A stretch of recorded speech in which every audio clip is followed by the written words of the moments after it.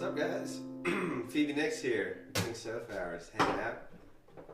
This song is called In the Morning.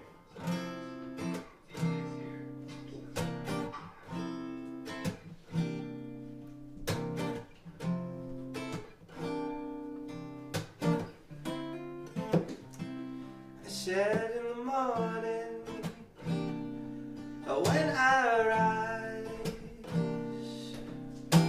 I wipe the dust and the dirt off from my eyes.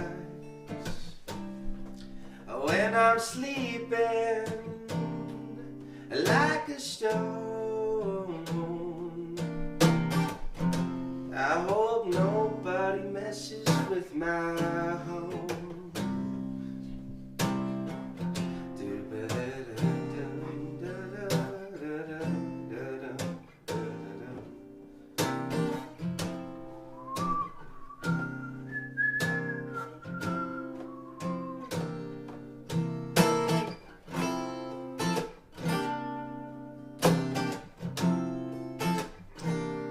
Said in the evening when I was born, but just today my life's begun, I've sworn.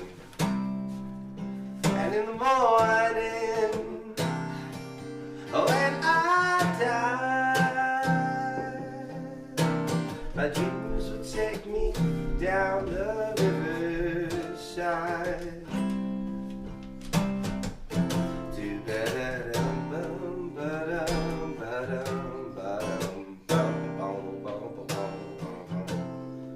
That's what the horns would be doing if they were here.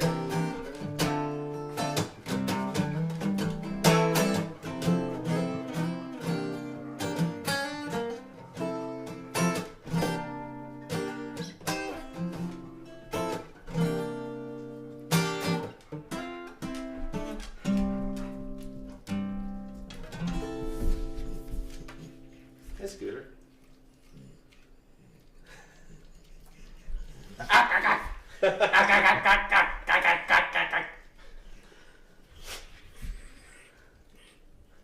Hey, welcome to the Pink Sofa Hour. I am joined here today by Phoebe Nix. Hello, Mr. Christopher Klaus, or as I like to refer to you, Klaustopher. Hi, hey, my friend. Hey, I know you're I in there can't somewhere. quite see you right now, but I know that you're there. I know you're behind that mask somewhere. You just played that beautiful, beautiful tune for us today. Let's dive right in and chat about it. In the morning. That's a reference to the morning, as in the time of day. It's actually, it's very much about what it sounds like. I just woke up and wrote a song about waking up. You know, I think I have to let myself breathe a little That's bit. better. It's freaking me out a little bit. I'll be I honest with you. I can see your face. It's kind of scary. I didn't realize how much eye contact helps with interviewing people, but now I know. It's a little hard to breathe in there. How are you doing today, sir? You just played a lovely show last night over at License Number 1. Yeah, it's super fun. I'm tired. Yeah? My neck kind of hurts. I saw a video and I was doing a lot of this weird like back and forth thing while I was ripping. But God, it was cool because that room has been closed there for the past year. And they just opened it up and we got to be the first band in there, so I was very grateful. That was the room that they had been working on for a long time, actually. Yeah, they're fixing the elevator up or some secret tunnel thing or whatever. Right. DIA super bullet train conspiracy shit. Well, believe it or not, they do actually have some tunnels that run all the way under Pearl Street. All over Definitely. the place. Definitely. Yeah. And the Boulderado is a part of that. The catacombs. Back in the day, they were bringing whiskey, lambs, children, all kinds of things probably into there. Definitely. Musicians also. Musicians, yeah. Yeah, you gotta have a good soundtrack for your sacrificial pit. You've seen Eyes Wide Shut, right? Not in quite some time. So, you are here because you are working on a new album. Well, you're here because you like to be here. I do like to be here in general. But you have an album that you've been working on, a whole suite of new tunes that you actually have in the works and have been playing out and about around the town, at License, at the Fox Theater, etc. Why don't you tell us a little bit about what inspired this creative endeavor? Because the last release that you have as Phoebe Next is actually from 2017. Yeah, it's pretty old. Yeah, quite some time ago. You sound great on that as well. But, I can't wait to see what it is that you have in store for us. So what do you have in store for us? Well, it's been years in the making. That's the funny thing about it, is some of this stuff I might have recorded 2.5 years ago, but the ultimate, the inspiration behind it all was, not that it's too laborious to teach other people the songs, but, I kind of heard it the way I wanted it to be, and I just thought, man, I'll learn how to play all this shit. And I guess that was the thing that took the longest, was especially the drums, like feeling like I could play the drums competently enough to, to keep it even and groovy at least, and feel proud to release that and say, yeah, I played the fucking drums on it. But that I was... can attest to the fact that you as a drummer have grown tremendously over the course of the last 6 months even. Oh, thanks. I've been working really hard. The audience may not know this, but me and Chris are actually friends outside of this very You might not know this environment. stuff, but... And we've jammed together, and all the way back at the coffee stand when it was your drum kit that was there instead of mine, we had all kinds of fun, but not everybody always was up to par, but that was what the environment was all about. And I think that having that environment... That's a nice way to say it. That's a very, very soft way to say what happened, yes. It's, yeah. It's we try to stay very tactful on this show. Oh, sure. No, it's great. It's great. That's foreshadowing, by the way. Oh, yeah. Just wait, guys. It's going to get gnarly. But yeah, you definitely grew a lot on the kit and on the bass throughout the last couple of months. So why don't you tell us a little bit about, aside from wanting to play all the instruments on your own album, what is it? You sound like a crazy person. No. Oh, absolutely. No, but it is. It's insanity. We were just talking about Stevie Wonder doing that on some of yeah. his tunes. That's a hallmark of people who take the music into their own hands and very seriously, So I'd say that it is you get 1 point for that. I'm going to write that down. I get a point here. This is 1 point to Gryffindor, everybody. That's 1 You've point. seen this real time. We'll see how many more you earn, and we'll tally it up at the end of the show. So, Luna, Sol, Lumi. Mm-hmm. So, moon, sun, light. Light, yeah, very good. Yeah. Isn't that some hippie shit? I was really I was taking a lot of acid back. Kids, I'm not saying drugs are cool or not, but if it works for you, Tactful. dive That's into the point pool. right there. Dive into the pool, but just be careful and keep a buoy or something around, or a friend or a lifeline. But yeah, that was a different. I had a good friend, Justin Herdman. He's out there in Jersey still. Played the drums on that. My friend AJ Jax lives in Holmdel. We recorded that in his basement over the course of like a few months. And again, it took me forever to mix, but I'm actually pretty proud of that music. It doesn't quite sound like what Phoebe Nicks sounds like live, especially now, but I think it's an accurate representation of the music I hear inside my heart and all that kind of stuff. It's got great character. I would say that your voice on that album reminds me quite a bit of James Murphy. Who's that? The lead singer for LCD Sound System. Oh, wow, cool. I think that you've got a sound actually that kind of reminds me a little bit of LCD sometimes, except a lot less on the synthy electronic side of it. It's a little bit more, like you said, crunchy or, folky, or perhaps a little bit more Bowie-esque. Also have compared you before to Bowie singing, especially in the airiness and sort of the grittiness of the quality of your voice sometimes. So definitely two people that I would say have good voices. So that's another point. Wow, we're stacking up here. I might win a piece of candy or something at the end of this. Maybe this pumpkin. Believe it or not, I do have candy, and I do believe it. It's not too far away right now. I might say the TNT, or TOT, the secret words. I'm not going to say it out loud yet. I don't want to spoil the. I'm sorry, I can't spell. What? It's an acronym for 3 words that rhymes with Mick or meat. But I don't want to say it yet. You know, I want to wait. I'm going to save the magic. We're on the dawn of the evening of that kind of vibe. Yes. The dawn of the evening. That's the next album's name. Wow. Wow. Pedro just named it right here, guys. Dawn of the evening. Dawn of the next evening. I feel like that's a lot of responsibility. Should I give myself a point? You get a point there. I don't know if we're keeping a tally. I think Scooter gets a point here too for like licking the floor. Oh, Scooter's that's like like 25 points. You right get there. so many points, little Doober, don't you? We can't really compete. So tell me a little bit about the track titles on that first album. I found them to be quite evocative, and I feel like maybe you remember exactly what order they come in because there's a story that goes the message, along with them. the sound, the watcher, and then the space. Yes, and they're all except the sound is first. The sound is first. Yeah, I always mix them up. I mean, there were 2 ideas in my head at the time. There was one album that would have been all the names of like rocks, like, and I still play some of these songs. Like Fluoride's the song in 7/8. There was Amethyst. There were all these songs named after rocks that you guys have heard. There's Sapphire, Desire. I've played a few of them out, but some of them I'm kind of like hide. Well, I'm not going to get into that whole thing. And then, for that album, every song was... I mean, I'll tell you this, and I don't want to get super, super crazy off into tangents here, but when I was like 18, I moved in with my dad. I'm not going to get all deep, but other than say that it was kind of a soul-searching experience for me to rekindle a relationship with him, and I moved out to Colorado.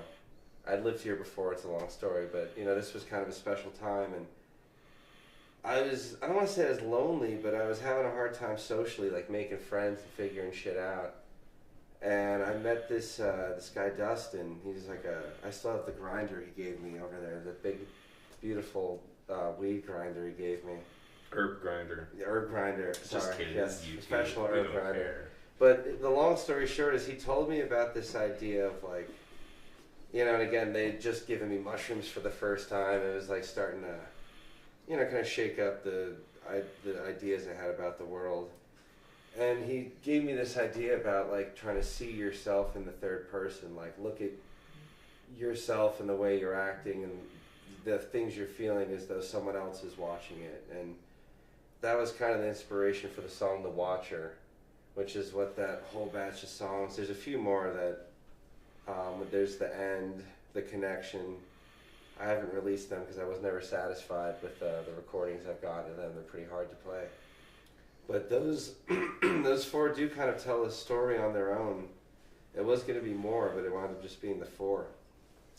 But each of them kind of explores, I don't know, before that I've been writing all these like I'm mad about this or like I'm pissed off kind of grunge songs. Sure. And this was like me delving into writing songs more about like ideas and feelings in a less... self-awareness. Yeah, it was kind of like the discovery zone for me there, like 18, 19, I wrote a lot of those songs. That's really beautiful. And yeah, they all have a different, like the message is maybe about, kind of getting, when you kind of just hit you, maybe awareness or self-awareness or perspective hitting you. The sound is kind of a funny song. It was actually like a breakup song I wrote about my first girlfriend.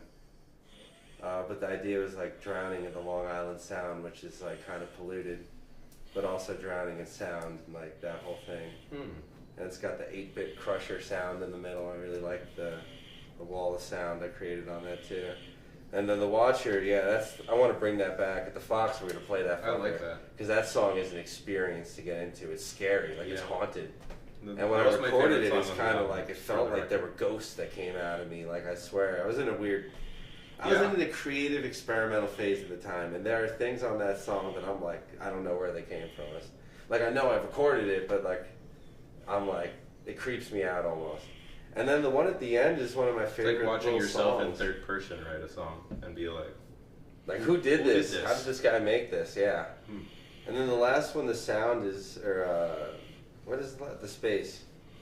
I want to bring that song back too. It's really pretty, I think, and it's about how things can like lift you off the ground, or like, I don't know, kind of like the space created, almost like the idea of like when an electron jumps up in orbital and puts off a little photon of light, like that excitement. I was kind of thinking about that and love. And I recorded, I didn't have a drum kit at the time set up, so I took like a plastic target, like little garbage can in my room, and went boom boom, and I had like a clack clack sound, and then with my mouth I went boom boom boom and auto-tuned it for bass. So it's kind of like a funky little recording, and then it does all this weird like reverse Logic stuff where you play with the sample rate and shit, make it sound all fucked up. Is that what you use, Logic? Yeah, I got a cracked copy, some like cool Russian bootleg of Logic, like when I was like 17, and I've been using that, and will continue to use that on my like 2009 iMac for as long as I can. That's what I believe. Keep the dream alive. Like there's no plugins, nothing fancy, just like straight up. That's another point for you. No plugins, kids. No waves. No fancy. You hear that? You hear that? No waves. You hear that? You want to have a crappy lo-fi album? You don't need waves. So you mentioned that you moved to Colorado when you were 18-ish. The second time around, yeah. That was the second time you moved to Colorado. Where are you originally from? I'm going to say it right in the camera, New Jersey, baby. Tom's River, New Jersey. The greatest, shittiest little suburb in the world. I can absolutely feel the pride oozing off of you. I'm proud of it. I feel it. I love New Jersey from a distance. So, similarly, I feel the same way about Miami, Florida. It's a kind of a weird, shitty place, and I admire it, but from a distance. For different reasons, probably. For similar reasons. I've been to Miami, I can understand. I wouldn't live there either. How long have you been in Colorado? Literally half of my life, if you just split it down. But 6 years, I think, ago, I moved here again for this stint. I see. And what is your favorite thing? I don't know if you played music out in New Jersey, but do you have a favorite thing about the Colorado music scene in particular? Well, when I moved here, I had this vision of what I thought it would be. And I will say that there were some key players, like I don't want to name drop and be all weird, but I'll just say that there are a few really cool people, I'll get into it later maybe more, who really, were that kind of dream of a scene and did extrude that kind of community creating energy. But I gotta say, my favorite thing is that in the past, like... If you say Tom LaFon, I'm taking a point away. That's why I'm trying to be like, I'm not saying it, but you know I'm talking about you. And other people, Beetle, B-Love, all that. I would give Sway some props, Mm-hmm. But anyways, I digress. In the past year, there's been such a, call to action.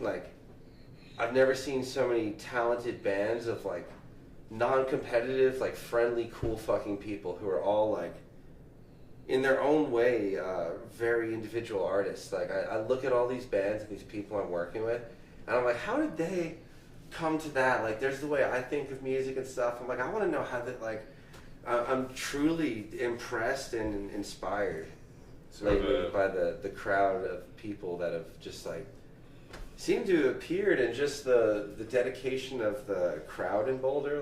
I feel a lot of love and support in the community. And you do make your home base in Boulder. I do make, I focus my efforts and all operations in Boulder right now because I just love this place, and I really feel the love just coming around. It's not just us, it's I'm just seeing a lot of success. I think that's my favorite thing, is that everybody's kind of working together.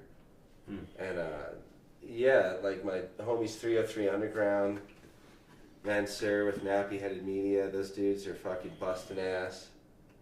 They've been coming up, and I've watched you, Pedro, with Pink Sofa. I don't know if that breaks the fourth wall or whatever, but, There's no walls. 2 walls in here. Yeah, right, I think we're good on walls.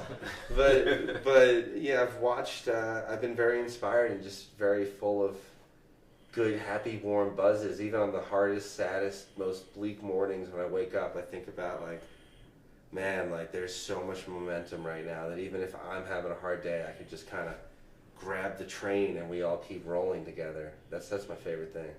That's true. That's true. It does feel like I was very lucky, just anecdotally, I guess. When I started Pink Sofa Hour, there was a lot of momentum starting to happen in the local scene. And I feel like I kind of latched onto that and trying to kind of I'm like in the engine room shoveling coal into the machine. Keeping that engine going, yeah. Gotta keep that thing strong. So, have you ever had an interview before? Yeah, a couple of things like this, I guess. Radio interviews, stuff like that? Radio. I was on an episode of Jay Wow's show doing like vegan cooking and talking about vegan food and shit, like MTV people. That was weird. I didn't like that. I actually no. And you were I'm actually sorry, trying to Jay cook, Wow. I right? did like that. You were very nice to me. They were very kind. It was just like awkward. Yeah. You know. I love keeping things a little awkward. It was. But this is cozy. So what is your favorite dish to cook? Oh man, I love Italian food. Good carbonara? I love making pizza. I don't like that egg sauce shit when they put the fucking like egg with the ham and all that stuff. Like it's literally tasty. just egg and cheese and Swirling it in, and I mean it's just like I have trauma from the years of like working a saute line in an Italian restaurant and having to do that and not curdle the egg and have it fucking down. And it's cool, and I'm happy I could do it. But like nah, at home it's you can like feel the trauma oozing.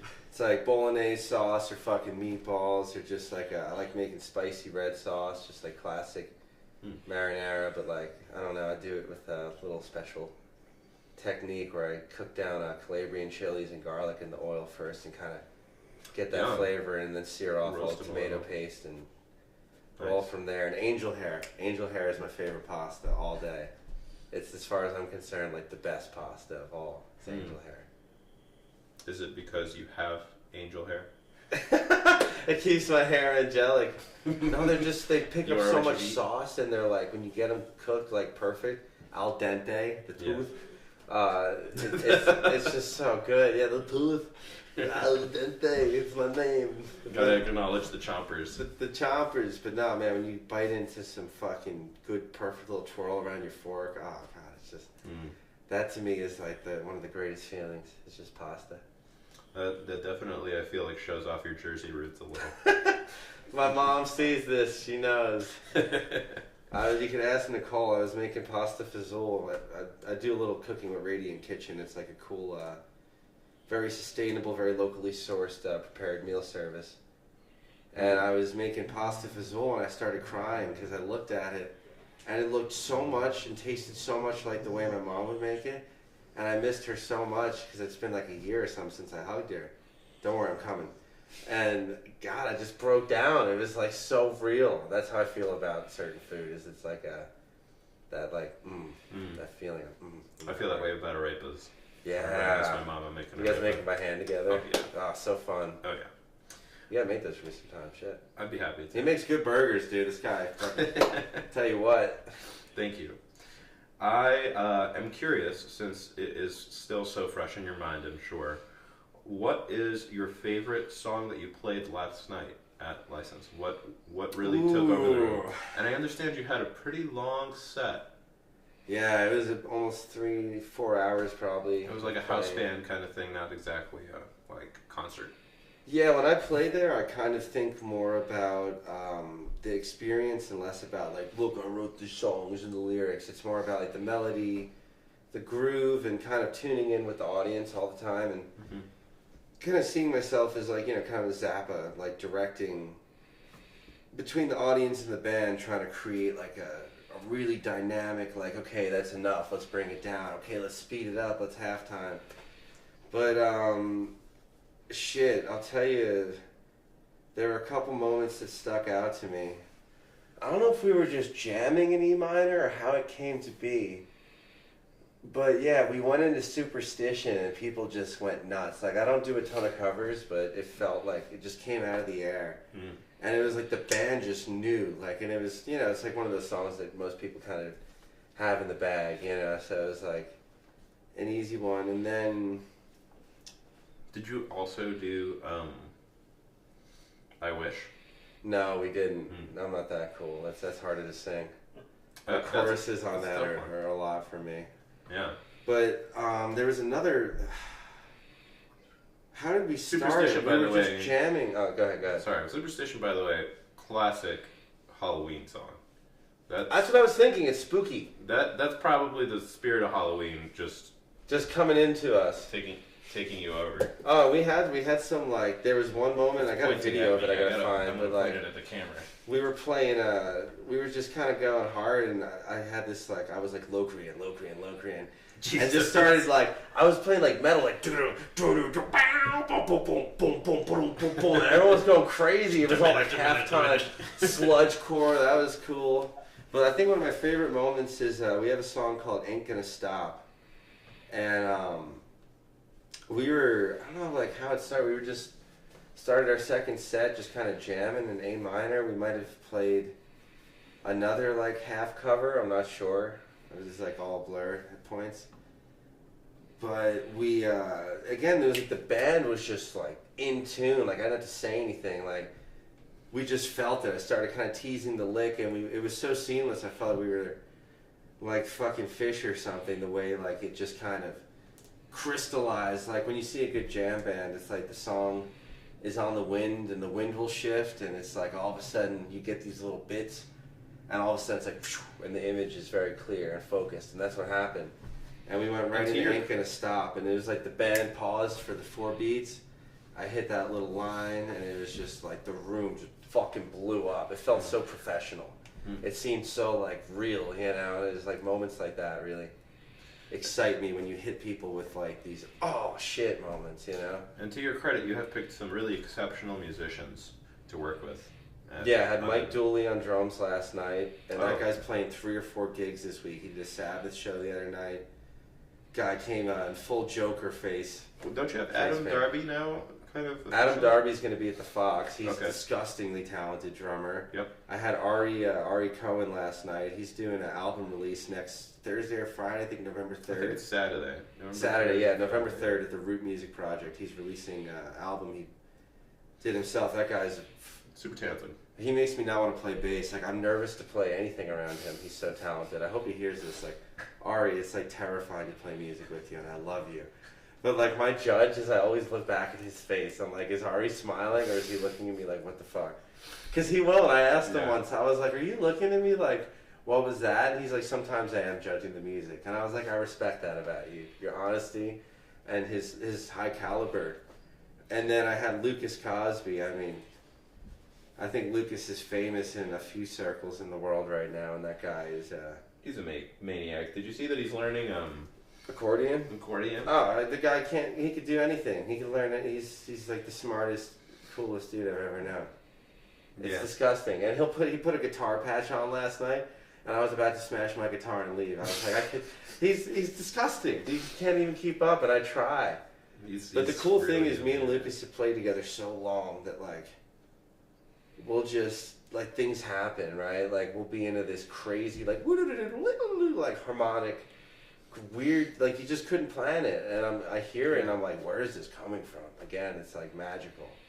Yeah. So the band was really on one last night. The excitement was there. The room was there. It was wild. Yeah, and, you know, to your credit, once again, one more point for this one.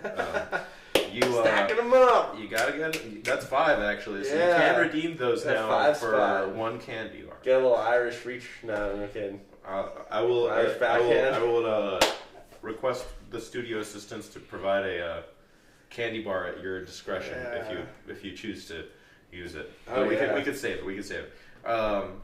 Yeah, you know, to your credit. Everyone look under your seat. No, sorry. The whole couch is cake. You know, these musicians that you've assembled around you, they are super talented, but they would not want to play with you unless they also felt like you had something to offer them in terms of a musical experience and your professionalism and what it is that you are doing when you're writing the music is got to be a bit of an inspiration to them as well. So, you know, that's where the point came from. Thanks, man. Absolutely. Also, Ari is one of the few bassists that I have met that does not really ever make bass face. He's just like really reserved and relaxed. Focused. Just chilled, focused. He's never like, you know? He'll smile. Sometimes he'll do this smile, like, yeah. the smile comes across his face and he's like, He's just chill. He leans into it. I mean, you should see him play Stratus for 10 minutes. He just sits there like... Amazing. On his little stool, just perfect. So, he's perfect. This song that you had as a favorite song yesterday, did you prepare it to potentially play for us today?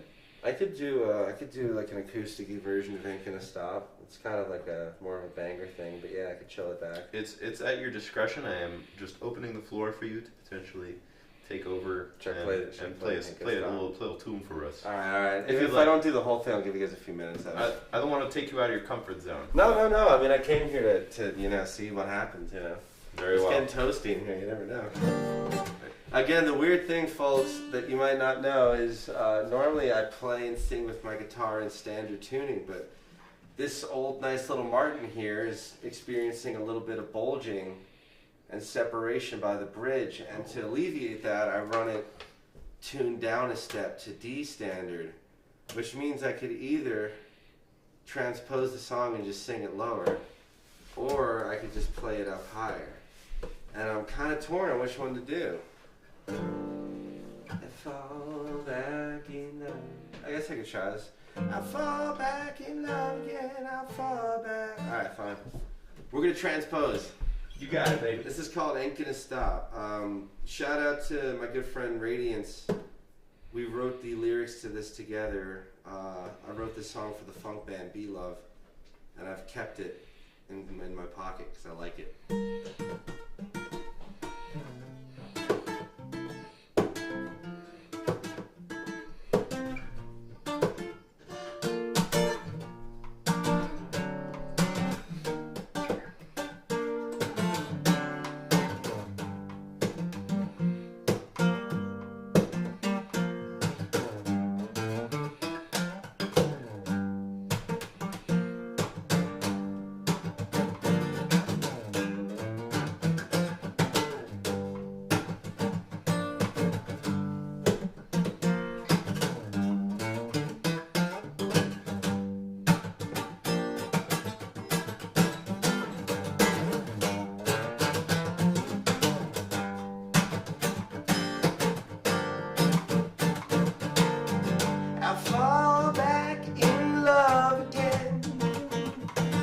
I would fall back in love again. If it's been so long, my friends, and your time's a bore, well, the time keeps on ticking. I said, but I ain't gonna stop. I ain't gonna stop. I said, I ain't gonna stop.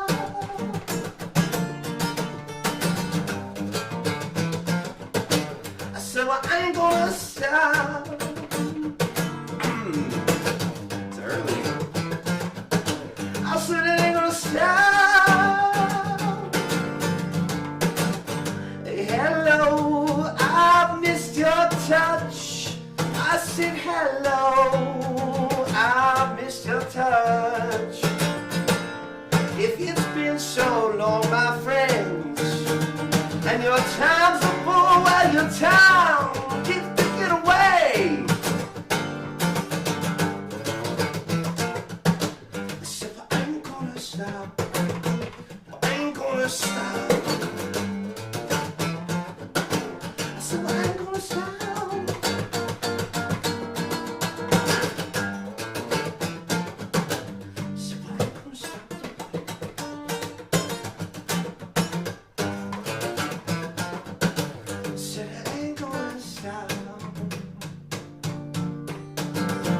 Hello, I've missed your touch. I said hello, I have missed your touch. If these days are filled with gold again, and your time's a ball of your time, take it away. I said I ain't gonna stop.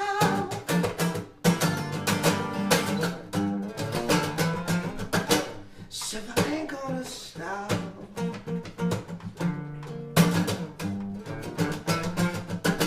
So I ain't gonna stop.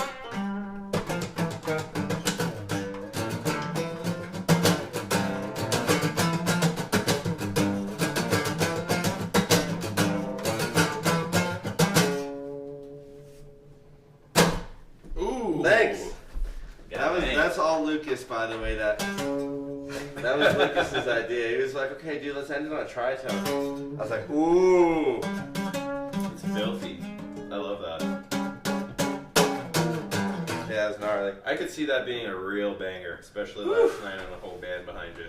Yeah, it goes kind of hard. I mean, you can imagine there's 5 to 10 minutes of like shit in the middle and all that. Yeah. By the way, if anybody's looking for a warm hat for the winter, definitely grab one of those Mars Attacks masks because wow, I was sweating in there. And of course, get yourself a scooter, cuddle up too, for cold nights. He's very thick and very warm. Thick and warm. So, oh god, my neck. Fuck. This is real life, guys. I'll tell you, it hurts. Here, I'll blast away your pain. Hey, give me one. Oh yeah. That fucking Telecaster weighs like 12 pounds, man. It's heavy. God, that's brutal. 4 hours of that thing. Good, solid piece of maple. I mean, it sounds great. It's heavy. Yeah, as a fellow heavy telly owner, You know. I know. You know. You know. Guys, You know, we I work know. for this. You know, we're having fun, but we work hard as working musicians here. Yeah, come on. Give these. Give me a lovely massage. working If you see musicians this some and you're massage. a masseuse, you know, just give me a massage. Just walk right up Just behind call me him. up. Put your hands Put your on his hands back, right on my shoulders. Yeah. and get to work. You know. Just do it. Yeah. Maybe I'll give you a point. What the fuck are you waiting around for out there? So I understand that you may have in the works a music video. Yeah, I mean, God, everyone else is ready but me. I gotta get my shit together. Yeah, we have about a month to put the thing out before the show, which I'd like to do.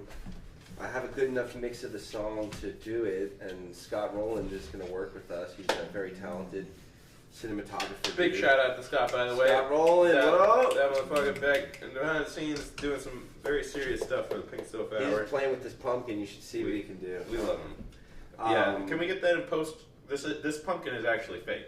It's a green screen pumpkin. This is actually a Don't say that. I'll CGI cut it just pumpkin. to show that it bleeds. That's just. I'm not kidding. That's just going to show off how good of a CGI artist he is. It's going to make you feel like it's there. He's talented, but yeah, we gotta get that together. So which song do you think you're going to go with? Haha, that's a funny story. I was gonna do this one really cute song, but for some funny reason, I'm not gonna do that. Really cute song. I'm gonna do the disco dance party song called "Big Red Door." It's a big hit. It's usually the second to last, like our pre-encore song at every set. You guys have heard it. It's a stomper. 4 on the floor. Hits on 7 and 8. Big disco. Big disco feels. And yeah, I just think that's the one. I mean, I work with the Riverside. They're an awesome event center. And I have this great vision because they do ecstatic dances there. I thought, man, those people really look fun when they dance. You know, I call them the Wigglers, but I mean no disrespect. I really admire the joy and the Wigglers wildness. a band? No, that's the Wiggles. The Wiggles. I'm talking about Wigglers. Fruit salad. How They could I wiggle. forget? They're very, the contact dancing and the freeform stuff. But It's bolding. I have the idea that, basically I'll cook them a really nice meal. And then for doing that, we will tape them dancing to the recording 3 times or whatever, right? And create this really cool, like, wild live show. Like maybe people are dressed up. Maybe someone's on stilts. Like almost, I don't want to say a freak show, but like a wild fucking funky dance party vibes. Yeah. Invite And people just to really create immortalize that, themselves. like nothing fancy, just, because what I don't have is anything that shows the current-ish lineup of Phoebe playing. And it's kind of funny because they didn't record any of the stuff, but they're going to pretend that they played it, and it's like Tame Impala, like. You're gonna play it. You're gonna play. We're going to mime it, Yeah, I believe. yeah. I believe that's the way. I mean, we might, depending on what happens, we do it live. But I'm going to have the Fox set filmed and get the audio, so that'll be Mix good in a little source live of stuff too if you want it. Yeah. I could do cuts like an old Bon Jovi music video. Johnny used to work at the docks. Hey, Jersey. I hate Bon Jovi. I'm sorry. You're probably a nice guy, but the fucking music sucks. Just saying it. Got him. They're halfway there. Got him. Woo! So, tell us a little bit about your process. What is it that happens when a new song comes into your mind? How do you know that a new song is happening? and that you want to incorporate it into a Phoebe Next set? Because I know from following you religiously on Instagram that you also like to do a song a day challenge once in a while. Yeah, I wrote like 20-something songs the other month. I recorded demos of like 23 or 4 songs. I was kind of proud of myself. That's how I got through a breakup. I was like, I'm going to do something good with all this. And where did the songs before and or after come from? Like the whole, the process. I mean, you know, at times I thought it was like I tried more, and now I just kind of am happy and accept. Like there's a process where I have to experience things and kind of like, whether it's making friends or putting myself in new social situations or spending a nice time backpacking by myself for the weekend. Like taking just a bunch of acid. I used to do that. Now it's like mainly a little bit of mushrooms. Like I don't really trip balls anymore. But yeah, anything, you know, filling my life with opportunities that bring something other than the routine, you know, a chance for me to see things in a new light. It's a big part of it. And then I just kind of allow rest and time for me to not feel pressure. And then when the songs want to come out, they usually come out. I mean, in the case of that challenge, I definitely had like both a life event that inspired me to want to keep something healthy going, to kind of keep me from falling into the muck mentally, like something to wake up every morning as a goal right away to get into before I had time to think about any bullshit or like woe is me stuff, you know. That's smart. Kind of pick up a guitar before I picked up my phone every day for a month and just fucking smoked a little weed, drank my coffee, and, you know, saw what happened. But I really try not to ever force it, and I do believe in quantity. Like I was listening to J.J. Cale. I really respect him as a songwriter. He's one of my favorite songwriters right now. J.J. Cale, like he wrote Cocaine and After Midnight, but he wrote tons of beautiful, beautiful songs. And he's cool. It's a cool vibe. But, you know, as an interview, he's like, old man, he's like sitting in his porch smoking a cigarette. He's like, yeah, you know, I'll tell you what though, like After Midnight's been paying my rent for 40 years. And he's gotta write one good fucking song. And not that I'm like banking at all, but I really do believe that you just kind of keep pumping them out, not really stress about, like I don't spend a lot of time like editing or like I usually just write them. Like I get the music, I'll write the words usually right then and there, or I'll have the music and then I'll pick it up later and just kind of like write as I listen to it real quick.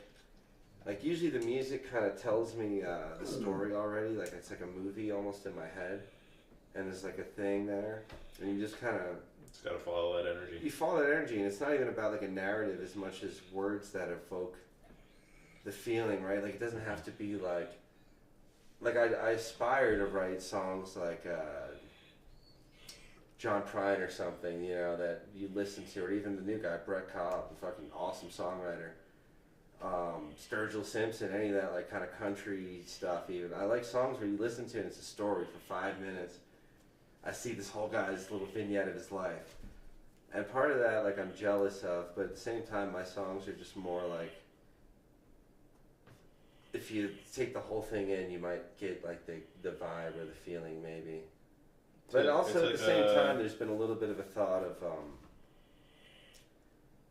writing, or like picking at least, or like tending some of these songs into like what would work really good live.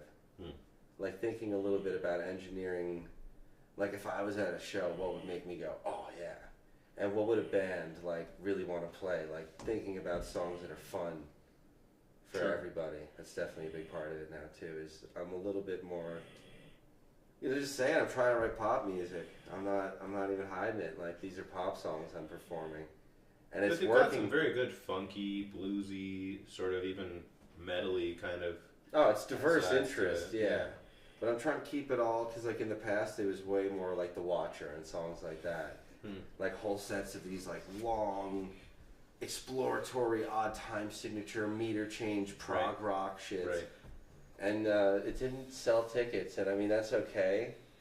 But I do believe in creating a set that's a little bit more like friendly to the listener, and then has these moments where we still can go out into the unknown and really pull people on a journey, but then bring them back to a familiar song structure. Like I'm trying to write songs that sound like they make sense to exist. Like Girl, I'll say the fucking curse thing, is like the most poppy, jangly little thing. Maybe I'll even play it. But it's the most jangly little fucking thing I ever wrote, but everyone loves it. Everyone loves it because it's just like a simple message. Yeah, you know, sometimes you don't have to have like a vignette style sort of story-based song. A lot of times if you just sing about what you're feeling, people will impart their own story and see themselves in what it is that you're writing. It makes it very relatable. Yeah, but ubiquitous, right? Like they could just see their own life in it. It's in many different ways to approach art, you know. Can I try to guess your favorite chocolate? Yeah, please try. Is it a Kit Kat? No. I'm just gonna say right now, no. I'm taking away a point for myself. Kit Kat. I'm currently at 0 points. There's a few. I'll give you a hint. They all involve either peanut butter or butter and sugar in a caramelized or crystallized state. Well, or nuts. The most caramelly bar I can think of is 100 Grand. Sometimes I like those. I actually really like those a lot. Not my favorite, but I really like those. So like Twix, kind of in between. Don't like the Twix. Well, like liquid caramel. I'm talking like a Heath bar, like toffee, like chocolate, like a Toblerone, man. Oh man. Okay, yeah. You give me a fucking Toblerone, I'll cry. It is, but I mean in the regular world, Heath, Butterfingers, Reese's. Big fan of Reese's. Well, that's my only Halloween question that I had prepared.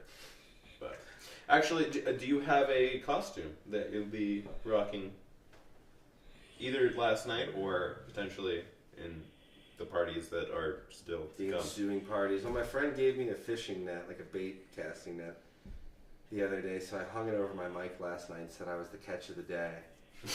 And then, or deadliest catch, like, you know, that stupid Discovery with the lobsters, like, oh, you're the fucking lobsters. It's Shark Week. It's Shark Week, yeah. But tonight, I still have to go to the store and get like a chain, a pink bandana, and some heart glasses, but my homegirl's going to be a space cowboy, and I'm going to be the gangster of love, which I kind of already am. No, I'm being humble. Let's be humble. So you're going to be Steve Miller Band lyrics in real life. And we're going to see the Motet, so that's exciting. Ooh, nice. Yeah, she's got tickets. Cool. That's at Bluebird? No, bigger. Fox, I think. Fox. It's Boulder. Boulder, maybe Boulder. Boulder Theater. I honestly don't know. Boulder Theater. Yeah. Leanne, thanks. You rock. Hell yeah. I want to at least give you enough time to do one more song. Did you want to do one or two? Whatever you're feeling. Okay. I mean, I'm having a great time chatting with you. Chilling. Why don't we hop into one more song and then we can chat a little bit more. I'll leave it to you to decide the tune. I'm kind of partial to playing one no one's ever heard, like a real old one. Like digging up one of these ones I mentioned before that I never play. Like The Watcher? No, I'm not gonna do The Watcher. This is not the venue for that. That thing's fucking scary. No, it's not night. You called it a venue. I'm gonna cry. It is a venue. It's a beautiful home. Congratulations to Pedro, man. This beautiful, beautiful place we're sitting at right now. I'm grateful to be on this beautiful pink couch. I got Scooter right here. I even got coffee that says Scooters, just like this little dude. I don't know if he's in the shot. But we're gonna figure out how to get the Zoom going. But can you CGI Scooter into the shot if he's not? Can we just like green screen him like up here? But he's sitting at my feet if you can't tell. Yeah, so let's try. I kind of want to dig up something I never play anymore. Or should I do something off Luna? Ooh. No, I'll do one of the ones that never got released from Luna. This is called The Connection. I've played this live maybe once or twice, but I might even fuck it up. It's kind of a pain in the ass. It's not perfectly in tune. The temperature is shifting. Sorry, folks.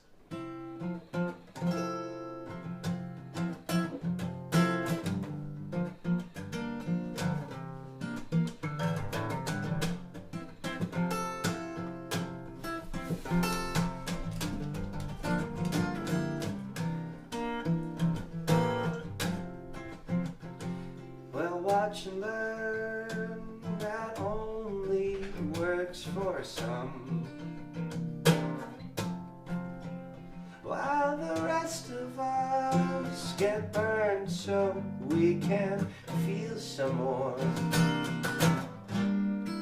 We're only gripped by our sicknesses, and you say there's nothing wrong when you lie to get along.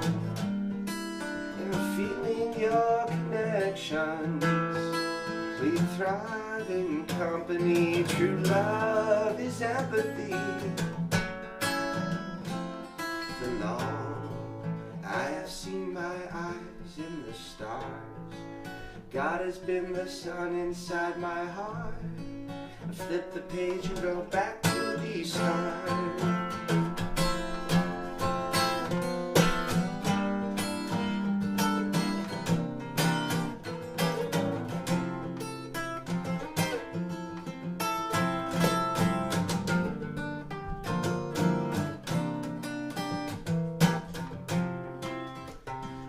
To turn the page, well, can't you see the books are all the same anyways? When we relate, the stars don't seem so far away. You're letting go of your sickness when you put your mask away. We say you're just afraid. Our connections, we thrive in company, for true love is empathy. For long, I see my eyes in the stars. God has been the sun inside my heart. I flip the page and go back to the start. Back to the start.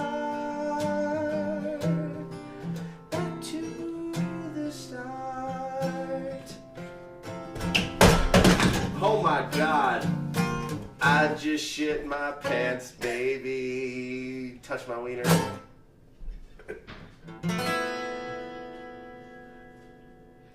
You'll know. Whoa, whoa, whoa, you'll know. That's the Dreams chord. It's that F major 7, sharp 11. Alright, I'm fucking held up here. Oh God. I'm gonna like hide behind the pumpkin. I'm scared, man.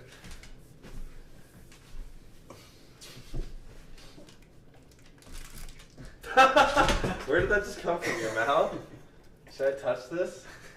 Trick or treat. Fucking. This is candy. Kind of scared to eat it. You gotta have a little fun with the Halloween episode, you know what I mean? What was her name again? We were talking about Sarah Jessica Parker with her fucking head mounted to a little dog or whatever. That was fucked up. I bet some people are into that. I bet on the internet somewhere there's some shit about that. And I'll leave it at that. We'll actually, Sarah Jessica Parker's the next guest, so SJP. This is really awkward. We're nearing the end of the program here today, and I want to thank you so much and express so much gratitude to you, Chris, Mr. Nix, Phoebe himself, for being here today with me, answering a few questions and playing us some lovely tunes. It has been an absolute pleasure. Thanks for having me. It's been a lot of fun. I will make you burgers anytime, or I will make the carbonara myself, so you don't have to worry about curdling the egg. I can do it, I promise. And remove from heat and set on cold metal surface. There's all kinds of funny tricks. Adding a little pasta sauce to the cheese egg mixture absolutely kind of evens it up. But little pink on that thing. As a final question for you, well, actually let's do the final question now. Let's do the final question now. Final countdown. What is your favorite curse word? Fuck, it's tattooed on my chest. All right, time for the second portion of the show. It's right there. It says fuck. I don't know if you can see that. It says square root of -1, which is I, like imaginary numbers, and it doesn't mean it equals or anything. It just means fuck. Like fuck. I love fucking. I love saying fuck. I love everything about the word. All the things that fuck is, I love and embrace. I'm like, I want to be the king of fuck one day. Is my goal. Wow. That would be a really cool name for a song. Or title, just to hold, like on my desk. Just the king of fuck. Christopher Klaus. We got to get that framed up for you. King of fuck. Well, you have certainly fucked today, sir. So thank you for fucking this couch and this pumpkin, and everything else. It has been a pleasure.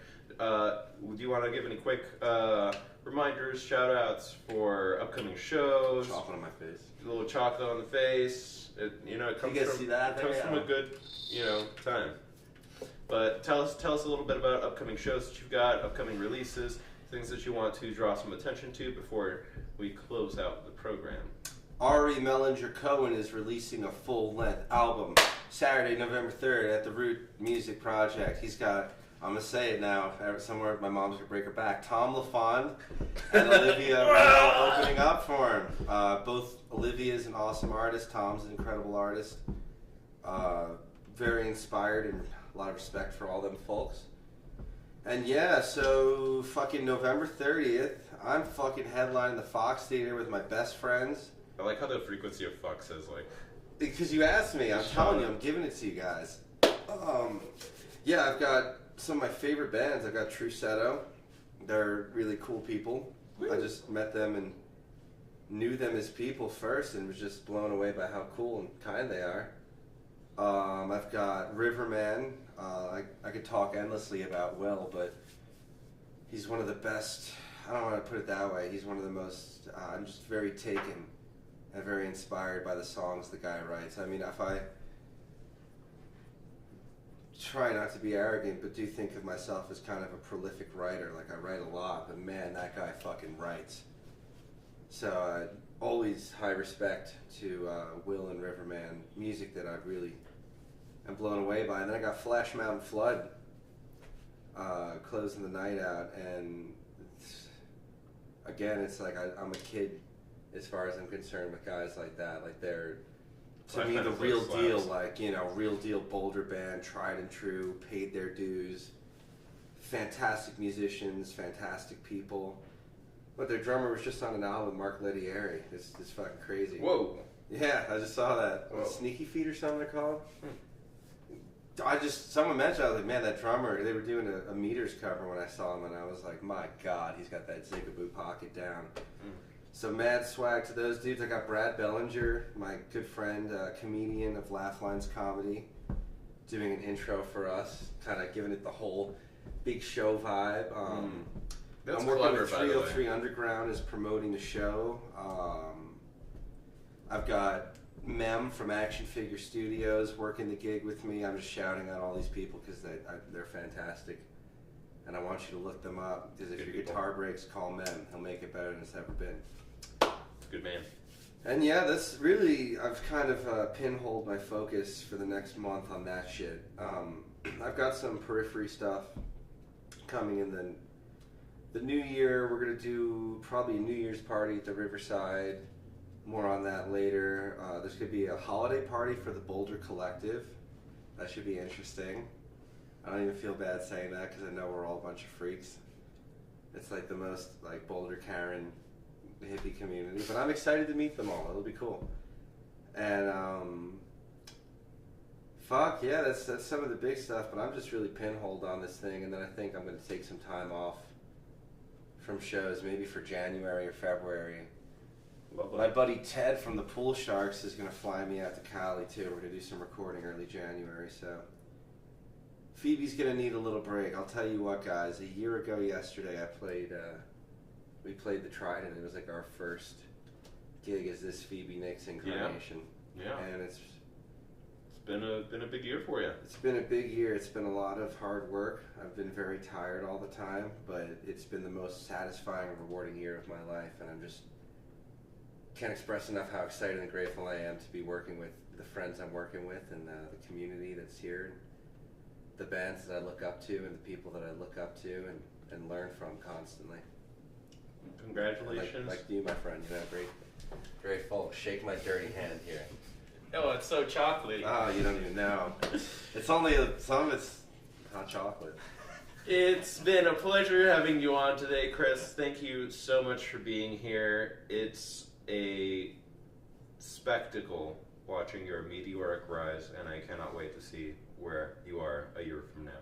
Hopefully right back here on the sofa, except it'll be in the basement in an actual professional studio. Yeah. Look out, Red Rocks, I'm coming. Next week, we've got Beats Babes Music Collective, BBMC, Ooh. all the way from Fort Collins, absolutely badass crew, and happy Halloween. This is the Pink Sofa Hour. I'd like to give a big shout out to my producer behind the scenes. His name is Pedro. Thank you, Pedro. Absolutely killing it. And yeah, we'll be back next week. Have yourself a safe weekend, Halloween, and week. Bye-bye.